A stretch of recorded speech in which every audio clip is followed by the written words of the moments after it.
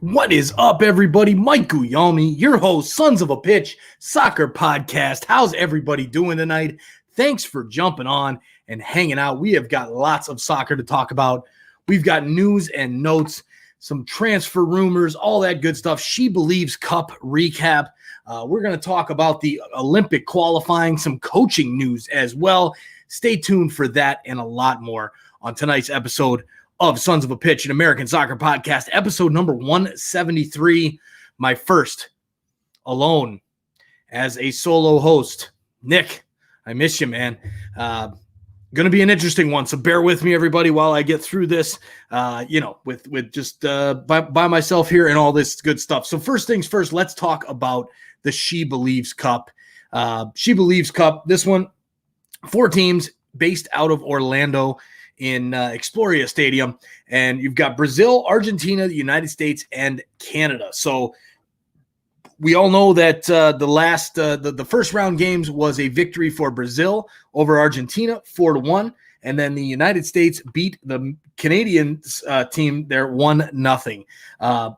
The second round matchups were just most recently, United States beats Brazil 2-0, and then Canada gets the victory over Argentina 1-0, setting up a possible, with Canada and Brazil and US and Argentina, it is possible still for, if Canada beats Brazil and the US loses to Argentina, there still could be a chance for a victory one way or the other. But right now it's looking like, it's going to be a She Believes Cup victory for the United States women's national team, the best in the world, no question about it.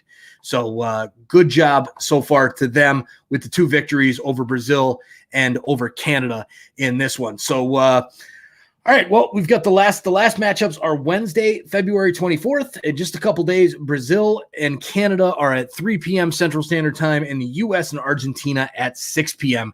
Central Standard Time. Now, with that being said, make sure you join us here and join me here at Sons of a Pitch for the She Believes Cup on Wednesday. It'll be live for that one. Live stream reaction, watch along party, USA and Argentina, She Believes Cup finale. And hopefully we'll see the U.S. women's national team lifting yet again another trophy here in this one. So, moving right along from that, we hope you guys will see us then. Make sure you guys hit that subscribe button and turn on your notifications so you don't miss any awesome soccer content when we go live. That way you'll know when we're on, especially for our live stream reactions like the U.S. and Argentina. So for that one, now moving down to some of the transfer rumors and notes. So first one I want to talk about is Ryan Shawcross to Inter Miami. So this guy coming from Stoke City over in England in the Premier League, a good signing for Inter Miami. He's got he's a good center back. He's got some size. Played well in the center back position. So I like that. It sounds like it's not even a TAM signing by the article on MLSsoccer.com. Of course, they don't break out the salaries. They never do. But looks to me like it is just a standard regular signing, which is mind-boggling to me. To get a guy that's coming from the Premier League, to sign on a contract that's not even TAM. I know he's coming on a free. That is a plus. 33-year-old joins on the free transfer. It's going to take him an international spot, but that's it. So really is a good piece for that Inter Miami defense. They have some good pieces already with Leandro Gonzalez Perez, LGP, as well as, now Shawcross and Nicholas Figal as well, the center backs. So good depth piece here for the center backs for Miami, and should be an interesting season for Miami. I mean, that's kind of what I want to talk about here is, looking at Inter Miami this season. What is the, what's the hope? I mean, they're going to be bringing in the new coach, Phil Neville. What is Inter Miami looking for here? What's considered a success? What's considered a failure for Inter Miami? Brother BKL says that is a good signing for Inter Miami. Brother BKL, thanks for joining me. And thanks for joining tonight as well over on Toronto Sports Insider for the Leafs and the Flames. That was a hell of a game. hell of a stream, so to say, not so much of a game. But anyways, that's not why we're here. Yes, a very good signing for Inter Miami. But what becomes of this season for Inter Miami?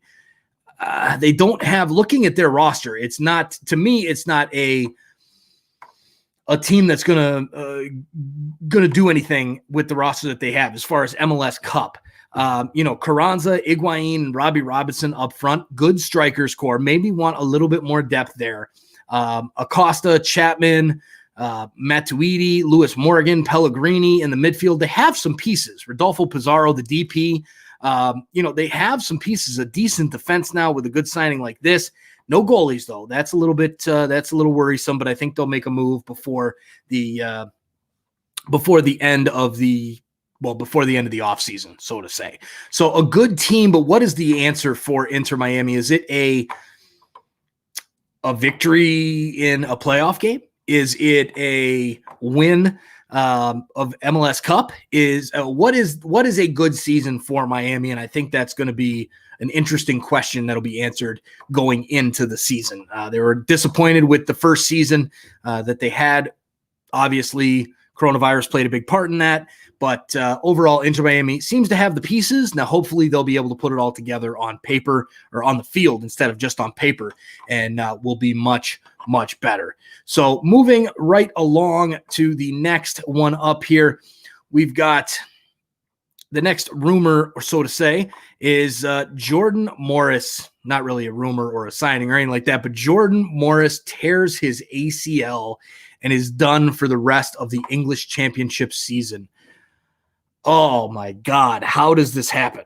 I mean, just a really, really bad piece of luck for Jordan Morris and for the United States men's national team.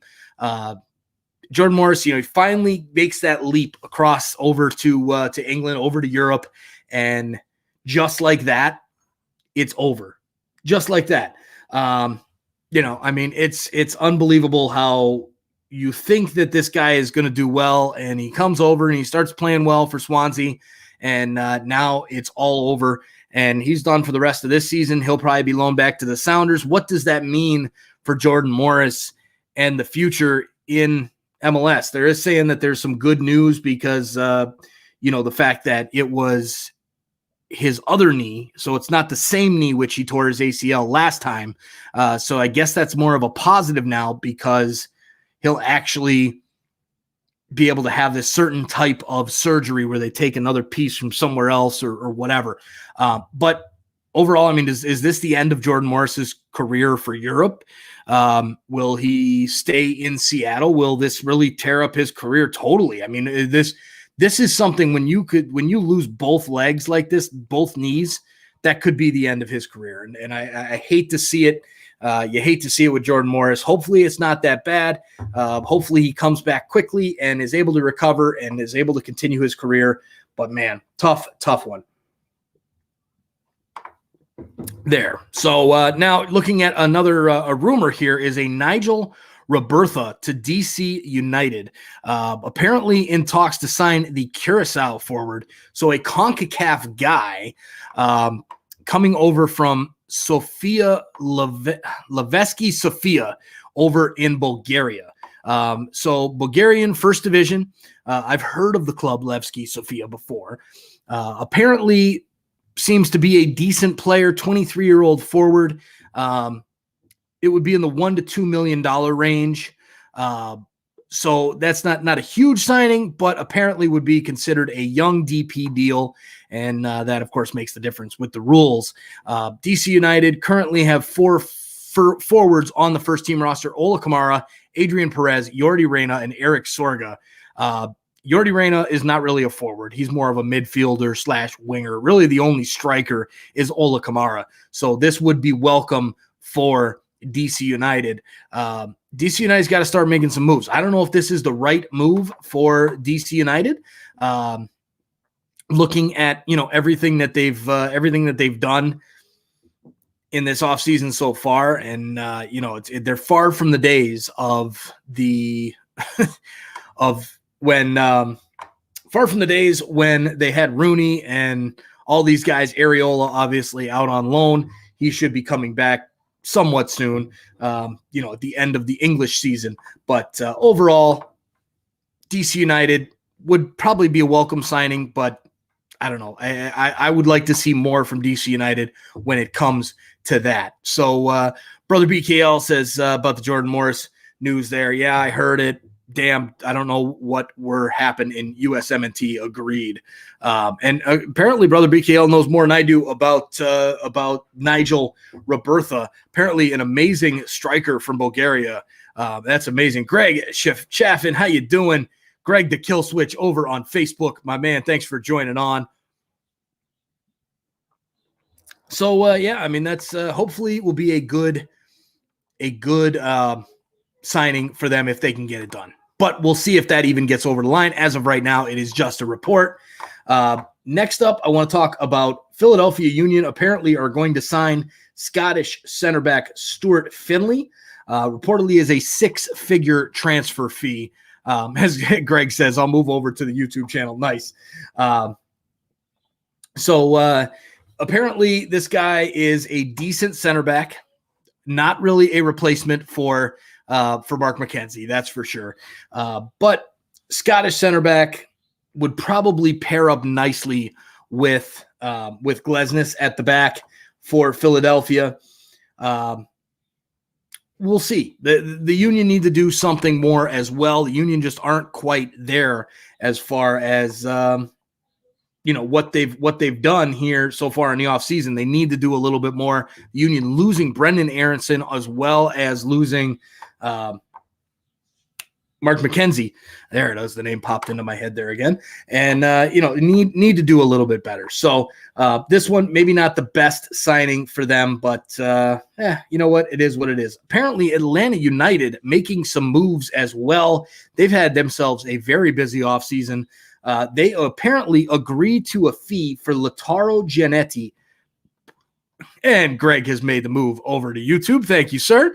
And apparently this Lautaro Giannetti from Vélez Sarsfield, a center back in Argentina, would be a replacement for Fernando Meza, who left Atlanta. So Atlanta, I'm really excited to do their team preview. I think they've done a lot of oh God, I lost my lights there.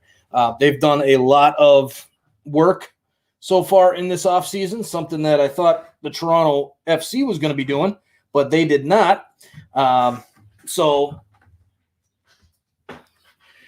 we'll see what Atlanta's roster looks like, but with that Santiago Sosa in as well, and some of the other signings that they've brought in this offseason, definitely a good look for them. They might be back.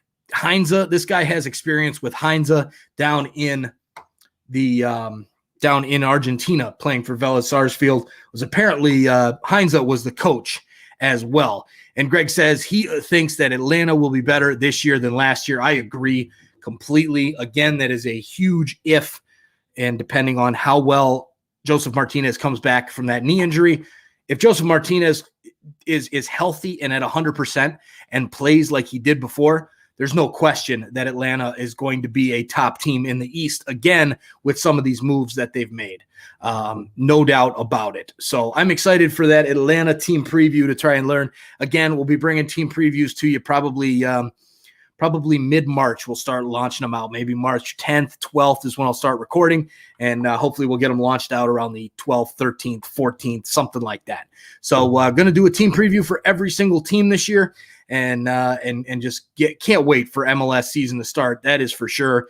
It is going to be a lot of fun for this season. I just have a great feeling about this year and kind of coming back, bringing the fans back into some of the stadiums, and it should be pretty exciting there. So, and Brother BKL says that's true. Last year from Atlanta, it was struggle, and I hope Atlanta will fight back. Yeah, I mean, the league is better with a good Atlanta United in it. It was weird to see these guys not be that good last year because they've been so good since they came into the league. So, there's that. And then Greg says, I can't wait to see new Columbus Crew season. Yes. And then stadium, you mean? Okay. Yeah, the new stadium. I can't wait for that new stadium to open up. Can't wait till they open it up for fans. it looks amazing, looking at it. And again, we've got a stadium episode coming out at some point here. I'm going to have to redo that as Nick and I recorded it. So I'm gonna have to redo that and get it sent up here, hopefully hopefully in near term. But yeah, lots of fun here with those episodes coming out shortly. And another one, Carlos Harvey signs for the LA Galaxy. This was a younger player who was on loan from Tauro down in Panama, and he had been playing at LA Galaxy 2. And apparently now the Galaxy have signed him to bring him in full on for this one. So looks like a pretty decent depth signing, a younger player that can provide some cover and for Vanny's side if needed through injury or playing a lot of matches. Looks like a decent signing. Played well for LA Galaxy too. A couple other ones that I wanted to talk about was some New York City FC moves that brother BKL brought to my attention over through Instagram. And I love the conversations, guys. So if you guys want to see, anytime, send me a message on Instagram or Facebook, Twitter, as well, through Discord. I've kind of not really been paying attention to the Discord, I'll be honest. Not really my thing, but I wanted to talk about these. First off, Messi to New York City FC. Could it still be on the cards? Apparently Manchester City is back in the game trying to sign Messi at the end of the season. And this would be, again, sort of similar to where the rumors were in the beginning when Messi said he didn't want to go back to Barcelona. He would go over to play for Manchester City for probably 2, 3, maybe max 4 years, and then come over to New York City FC. I could definitely see it happening. That would be like the best case scenario for a guy like Leo Messi, right? You've done your whole career with Barcelona, an amazing career there, one of the best players in the world. You move over to Manchester City, another great club in world football, and then you come over to MLS with that exposure and all that. But not only that, but it's New York City, right? As big of a market as you can get, other than LA, obviously LA Galaxy with, the Zlatans and the Pavones and the Chicharitos and some of the other signings in the past, right? Gerards and Beckhams and Keens. But New York City with Pirlo, David Villa, like all this kind of stuff. So I could really see Messi going to New York City probably in like 3 years. That would probably be my guess, maybe 3, max 4. And that would be absolutely awesome. Would be really cool to see. I'd hate it because I don't want to see New York City beat Toronto FC in the East. But, it would be great for the league because I think we're past the retirement age or the retirement league, so to say. We're past that portion in MLS. But I think that it's still there a little bit if you get the right guy. And obviously a Messi, a Ronaldo, some of these big time guys I would give them a pass. Now, if you're talking about, somebody like, God, I don't even know some of the names, but like Giroud or something like that, not so much, right? So again, it sounds like, you guys are fired up. Greg's fired up about it for sure, man. You imagine if Messi comes to the MLS. Wow. Brother BKL. Yeah, Messi is definitely amazing, and I think definitely next for Matrita and David Villa. That's actually a great segment switch over to the next New York City move. And Greg says, I'll say he goes 4 years. I think that's probably the most realistic one. Would be 4 years down the road for Messi to come over. Now, speaking of another signing, is a possible signing for New York City. That is Alex Matan from Romania, from FC Viitorul. Apparently seems to be a really close to getting the signing done. And this is one where, it could be a big signing for them to replace Matrita, who's on loan with, I believe Matrita. God, where is Matrita on loan? I can't remember, but a young youth international for Romania, and could be a big signing for them. That is for sure. So would love to see that happen. 21 years old, type of player, like a winger, forward-ish player, would be a good fit for New York City, especially with some of the losses that they've had over the past few the past few recent ones, with Matrita going, maybe possibly Victor Castellanos as well. So looking like about a $1.5 million transfer is where it looks.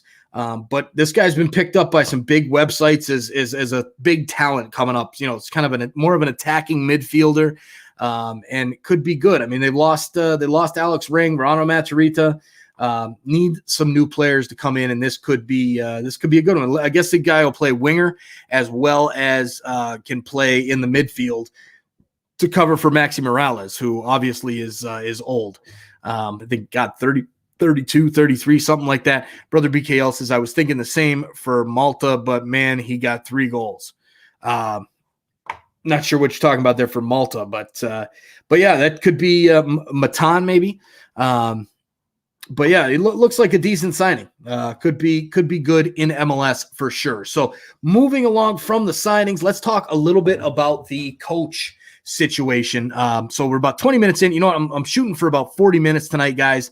Kind of hard to keep it going for an hour with by myself here, but going for about 20 minutes. So just got time to announce a little bit of a change here at Sons of a Pitch. We did get a great email and phone call, actually, from our old friend and old sponsor of the show, John Donovan, and he is back.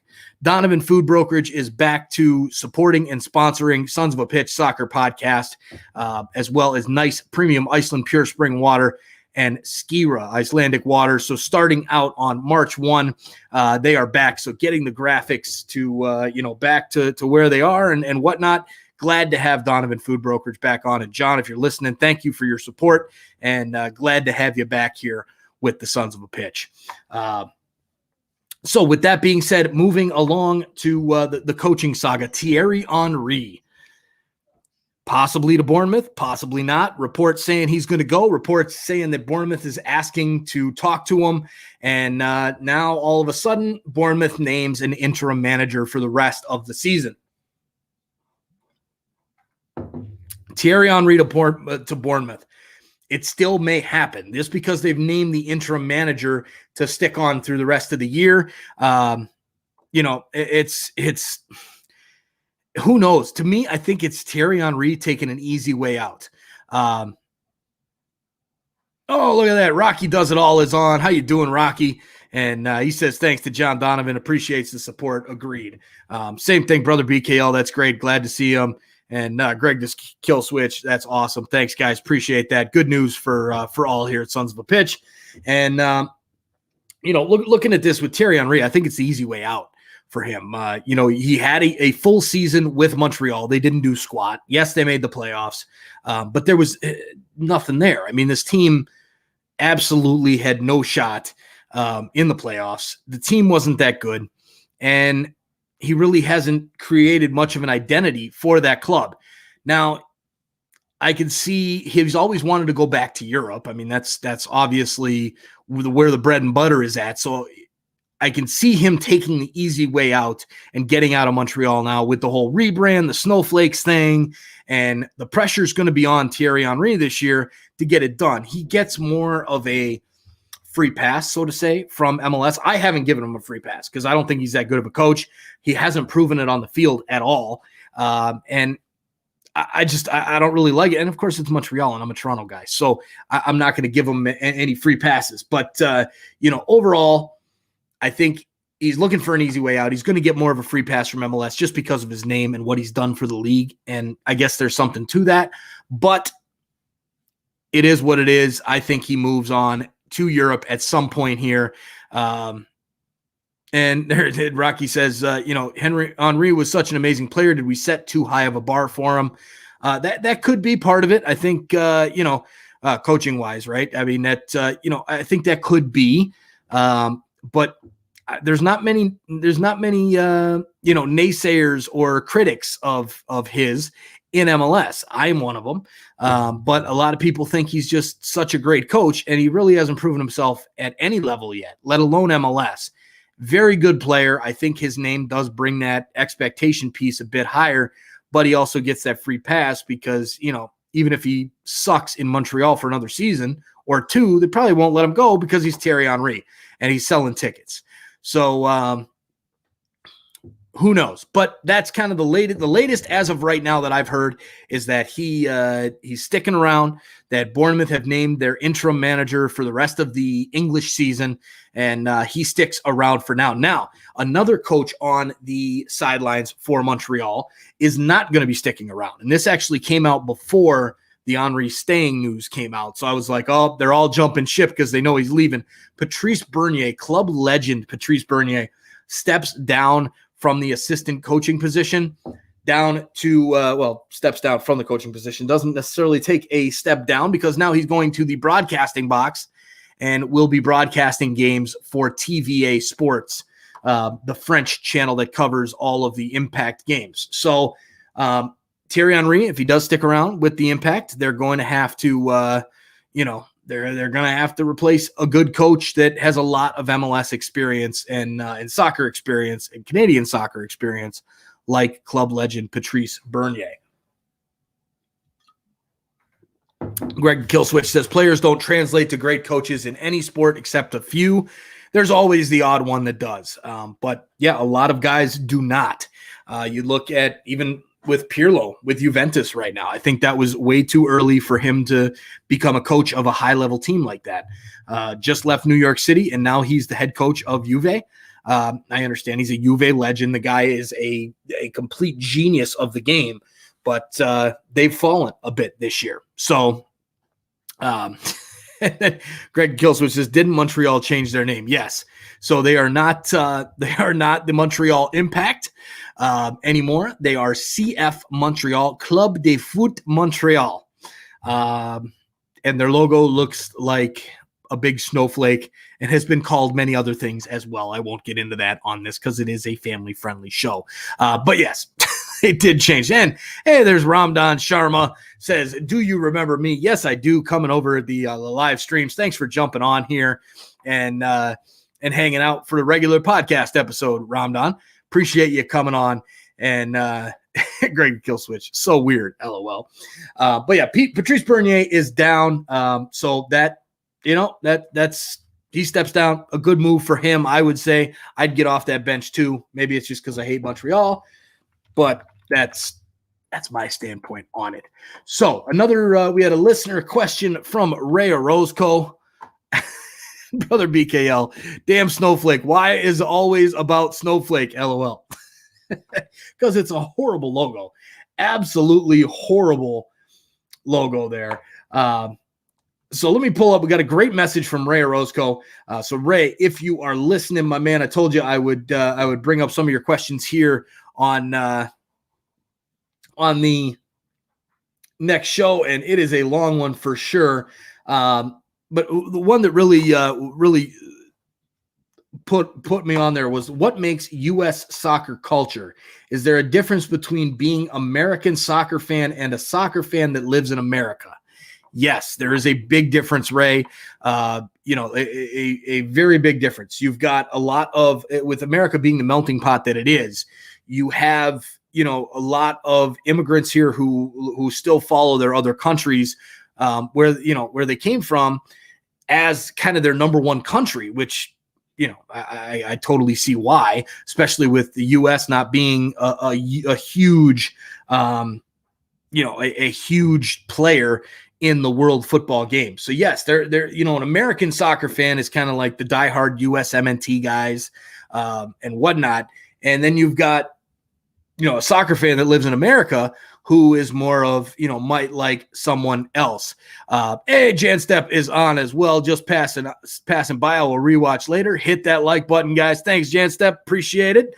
And smash that like button, everybody, just like Jan Step said. And so that's kind of my thoughts on the first one. Next one is, do you believe there is a cultural division in a soccer culture? And if so, is it good or bad or a little bit of both? I think there is a slight cultural division in U.S. soccer just because of the fact that you've got a language barrier between a lot of guys, and I think that is something that is kind of a tough one to deal with that you might not see in other countries, right? So like in Spain, everybody's speaking Spanish. In Mexico, they're all speaking Spanish for the most part, I would guess.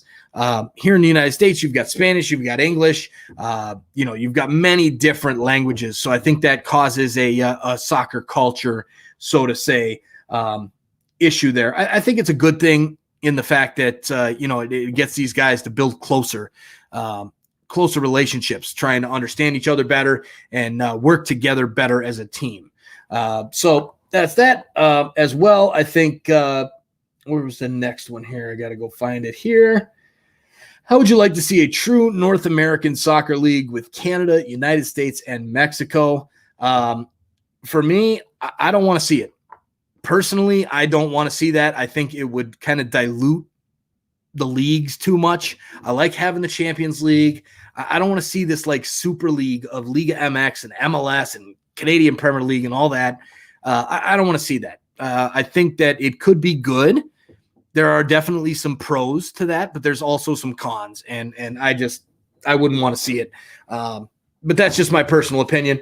What do you guys think? In the chat, let me know. What are your thoughts on that? Do you think, would you like to see a North American soccer league with United States, Mexico, and Canada all together? Or are you good splitting them up? And Greg Killswitch says, this soccer has definitely grown in the last 5 to 10 years in America. Agree. It has definitely taken a huge step up over the past 10 years from where it was. Still have a long way to go, but it's growing a lot for sure. Rocky says I like Champions League over North American League. Agreed. That's where I'm at. I like having the Champions League. You have your regular seasons, you qualify into your Champions League, and then you have that Champions League rather than having the entire season kind of be the Champions League. That's where my mindset is, and Rocky as well. I agree totally right there. And Greg, the Kill Switch as well. He likes to keep it separate. He likes the leagues. Agreed.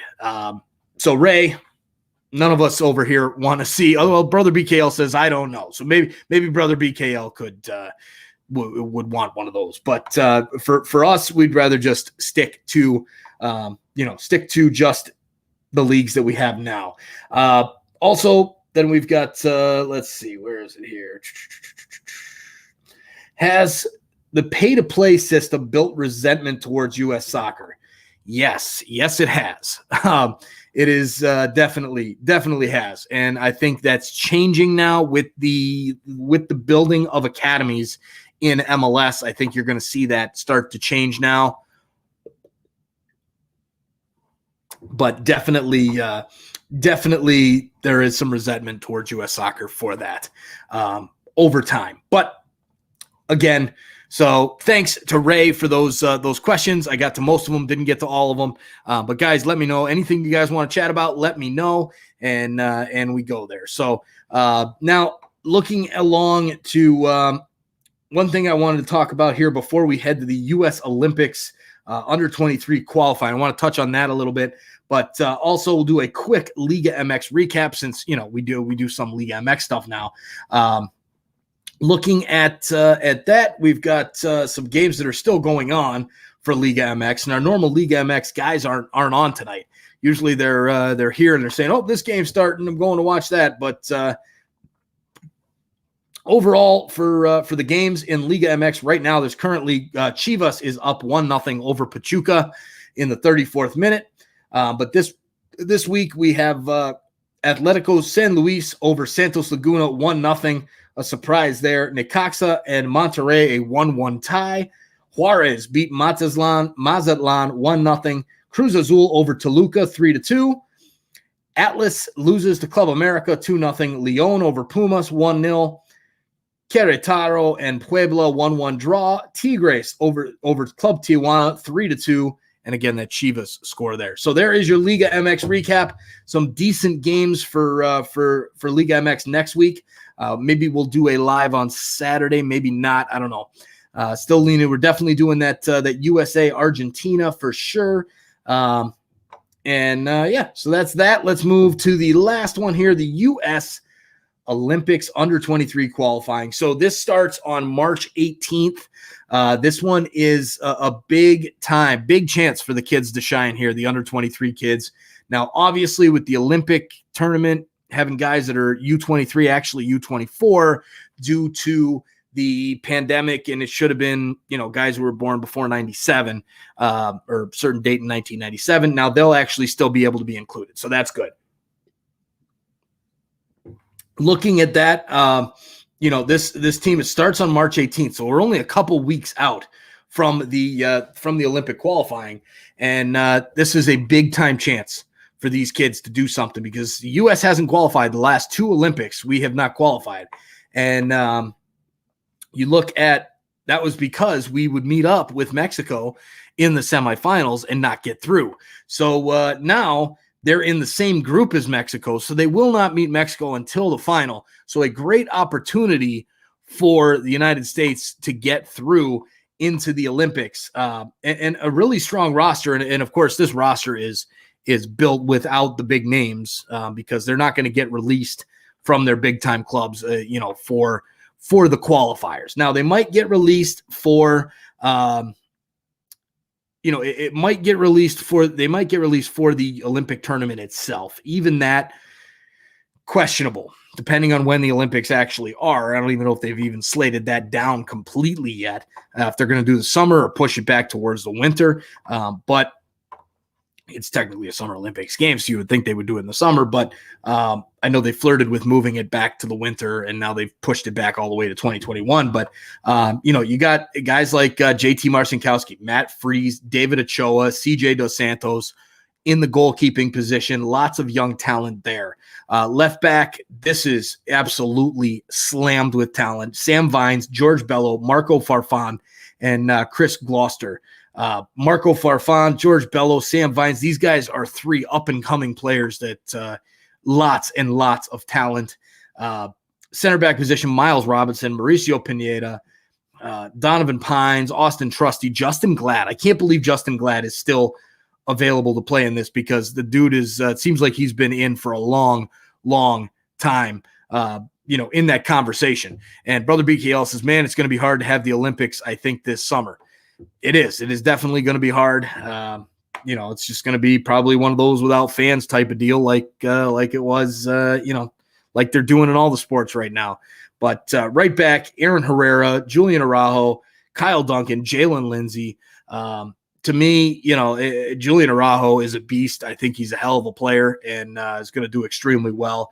Jalen Lindsay, too. I mean, I can't wait to watch these games. Definitely going to have to do some live reactions for this once it starts up in March. I'm trying to hopefully see the schedule come out so that I can pick out one of these to do while I make my schedule for this and Toronto Sports Insider out like a month in advance. Defensive midfield, you got guys like James Sands, Aiden Morris, Hassani Dotson, Jackson Uweel, just lots of young talent. I mean, midfield, Paxton Pomical, Tanner Tessman, Eric Williamson from the Timbers, Cole Bassett, Frankie Amaya, Gianluca Busio. I mean, just tons and tons of talent, these young kids. And again, you look at some of the forwards, Jordy Mihailovic, Caden Clark, Ao Akinola, Jesus Ferreira. Ferreira had a great game against Trinidad and Tobago last time out. Ricardo Pepe, Sebastian Soto, Jeremy Ababise, and these are all guys that are based out of MLS for the most part. A few from Europe, but guys that might actually get released. They're not releasing the big name guys out for that. So can't wait for this U.S. Olympic qualifier. The depth is definitely there. This is the year it happens. They have to qualify. They have to keep this young generation and the whole feel for it going. This is the year that it has to happen, and I could see it happening. So with that being said, it's time to close this one out.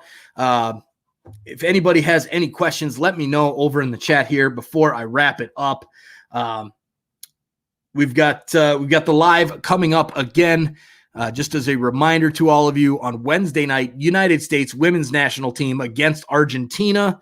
That one, the finale of the She Believes Cup. So this one is a special shout out to Jamie Polney, who gave us that $20 super chat there and asked to have us do a She Believes Cup game. Well, here you have it, and this will be the game. And we really need to start covering United States women's national team as well, because hey, they're the ones that are winning things, right? So overall, can't wait for that one. It's been fun, guys. Got through about 40 minutes here by myself. Good stuff, and we'll see you on Wednesday night for that live stream reaction watch along for the U.S. women's national team. Everybody have a great night, and Brother BKL, thank you, sir. Great stream, Mike, and I can't wait to watch that. Yes, sir.